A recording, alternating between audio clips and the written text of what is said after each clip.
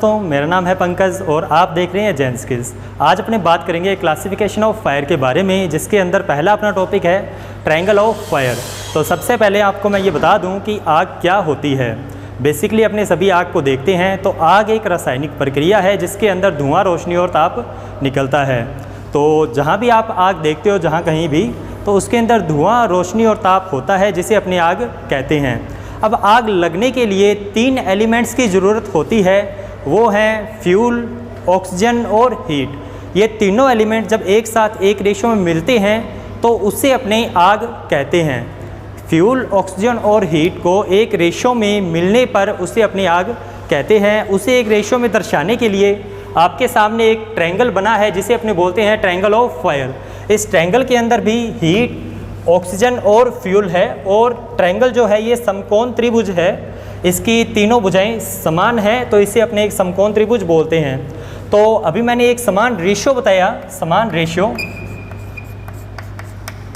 इसका समान रेशियो ये त्रिभुज दर्शाता है कि अपने को हीट, फ्यूल और ऑक्सीजन तीनों का एक समान अनुपात आग कहलाता है, जिसे अपने ट्रायंगल ऑफ फायर कहते हैं। करते हैं अपनी आग बुझाने की, तो आपके सामने ट्रायंगल आपको दिख रहा है कि इन तीनों चीज़ों को एक समान रेशियो में मिलने पर आग लगती है। अब इन तीनों में से अपनी किसी भी एक चीज़ को हटाएं तो आग बुझ जाएगी।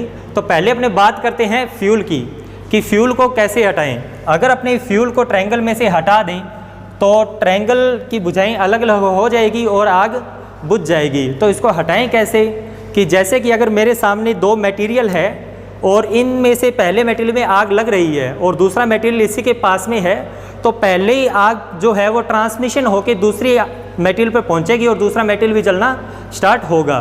तो अपने क्या करेंगे कि पहला मटेरियल जो है उसके पास से दूसरा मटेरियल को साइड में कर देंगे, तो जो पहला मटेरियल है वह जल के ख़त्म हो जाएगा और दूसरा मटेरियल बच जाएगा। तो अपनों ने आग को बुझाया नहीं है, सिर्फ मटेरियल को हटाया है। तो मटेरियल को हटाने से भी आग बुझ जाती है। तो ट्रायंगल में से अपने कौन सी चीज़ को हटाया है अभी?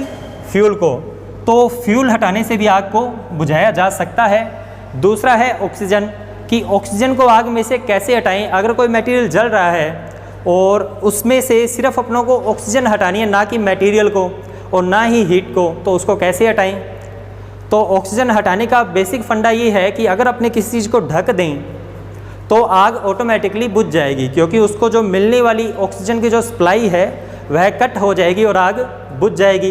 तो अब अगर आपके सामने कोई भी ऐसा मटेरियल है, जैसे अगर चूल्हे में अपने आग लगाते हैं या कुछ भी करते हैं, तो उसको एक बट्ठल से या किसी चीज़ से ढकते हैं, जिससे वह उसको आग को मिलने वाली ऑक्सीजन कट हो जाती है और आग बुझ जाती है। तो ये अपने मेथड किसी भी तरीके से यूज कर सकते हैं। जैसे फायर एक्सटिंग्विशर है, उनसे भी यही मेथड अप्लाई होता है कि आग को जो मिलने वाली ऑक्सीजन की जो सप्लाई है वह कट होती है और आग बुझ जाती है।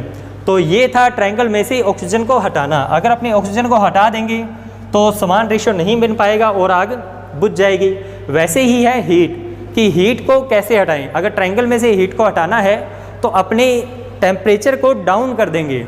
जैसे कोई मटेरियल जल रहा है और उसका टेम्परेचर अगर अपने डाउन कर दें, कि अगर उस पर अपने पानी डाला या कोई फायर एक्सटिंग्विशर का यूज किया, तो उससे उसका टेम्परेचर डाउन जाएगा और आग बुझ जाएगी। टेम्परेचर डाउन जाने पर भी रेशियो बिगड़ेगा और आग बुझ जाएगी। तो ये 3 मेथड थे, बेसिक मेथड, जिसके द्वारा आग को बुझाया जा सकता है। और ये था आपका एक ट्रायंगल, जिससे आग का पता चलता है कि आग कौन सी है। अब अपने बात करते हैं इन तीनों एलिमेंट्स की, जो फ्यूल, ऑक्सीजन और हीट हैं, ये अपने को कहाँ से मिलते हैं। तो सबसे पहले अपने बात करते हैं फ्यूल की। फ्यूल कोई भी ऐसा कंबस्टेबल पदार्थ जो जल सकता है वह फ्यूल कहलाता है। अब कंबस्टेबल पदार्थ भी काफ़ी तरीके के आते हैं, तो अपने इसको डिवाइड करते हैं। फ्यूल 3 प्रकार का होता है, जिसके अंदर पहला फ्यूल है सॉलिड, दूसरा है लिक्विड और तीसरा है गैस। जो पहला है सॉलिड मटेरियल, यानी ऐसा मटेरियल जो सॉलिड अवस्था में हो और कंबस्टेबल हो, यानी ज्वलनशील हो, तो वह फ्यूल कहलाता है, यानी वह जल सके। तो सॉलिड मटेरियल के अंदर आते हैं फ्यूल। जो सॉलिड मटेरियल के अंदर जो फ्यूल आते हैं वो होते हैं लकड़ी, कागज़, कोयला, रुई, प्लास्टिक। ठीक है, ये सारे सॉलिड पदार्थ हैं। यानी अगर मैं एक अलग तरीके से आपको डिफाइन करूं तो वो सारे पदार्थ जो जलने के बाद राख बनाएं वो सारे सॉलिड के अंदर आते हैं, यानी ठोस पदार्थ। तो लकड़ी, कागज़, कोयला, रुई, प्लास्टिक, ये सारे जलने के बाद में राख बनाते हैं और ये सारे सॉलिड पदार्थ के अंदर आते हैं। तो ये तो था सॉलिड। दूसरा है लिक्विड। लिक्विड यानी तरल पदार्थ। ऐसे सभी लिक्विड कंबस्टेबल पदार्थ जो जल सकते हैं वह लिक्विड कैटेगरी के अंदर आते हैं, उन्हें भी अपने फ्यूल कहते हैं। फ्यूल का मतलब ये नहीं है कि फ्यूल सिर्फ लिक्विड ही होता है। फ्यूल का मीनिंग यहाँ पे ऐसा मटेरियल है जो कंबस्टेबल हो, जो ज्वलनशील हो। तो उसके अंदर 3 कैटेगरी है। अब लिक्विड के अंदर कौन कौन से आते हैं, जैसे पेट्रोल, डीजल, नेफा, केरोसिन, ये सारे के सारे लिक्विड के अंदर आते हैं। अब बात करते हैं, तीसरा है गैस। कंबस्टेबल गैसेस कौन कौन सी हैं, जैसे एलपीजी, सीएनजी, ये सारी कंबस्टेबल गैसेस के अंदर आती है, उन्हें अपनी गैस की श्रेणी में रखते हैं।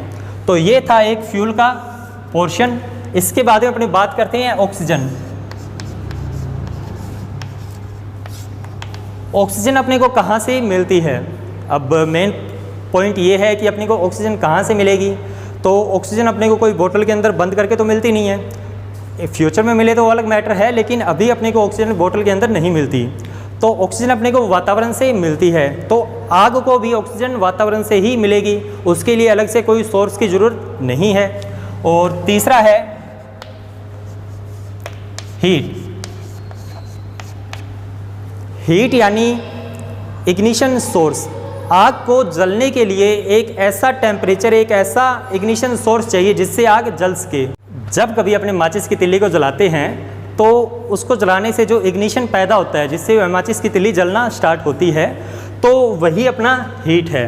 तो उसको अपने हीट बोलते हैं, जिससे कोई भी मटेरियल जलना स्टार्ट होता है। तो ये था पूरा एक मेथड जिसको अपने बोलते हैं ट्रायंगल ऑफ फायर। तो आशा करता हूँ आपको यह वीडियो काफ़ी अच्छी लगी होगी। अगर कोई डाउट हो तो मुझे कमेंट सेक्शन में पूछ सकते हैं। जय हिंद, जय भारत।